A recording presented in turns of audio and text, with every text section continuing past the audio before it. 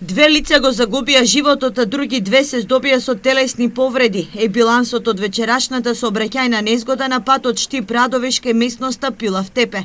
Околу 18 часот дошло до директен судир помеѓу автомобил со скопски регистарски таблички и автобус на Струмица Експрес.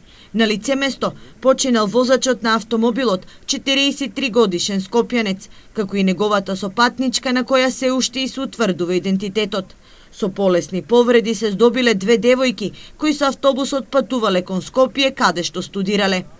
Околу 19 часот со итната медицинска помош од Радовиш беа донесени 2 особи на возраст од 19 и 22 години, од кои што и двете беа со телесни повреди. Едното по направените испитувања се утврди дека има набиеници на дисторзија на вратот, ординирана терапија, пуштена на домашно лекување.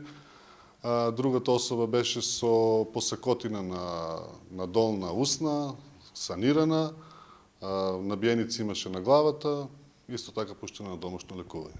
Според првичните информации, покрај двете студентки со полесни повреди се здобиле уште 7 патници од автобусот, кои откако биле прегледани во Радовишката болница, се пуштени на домашно лекување.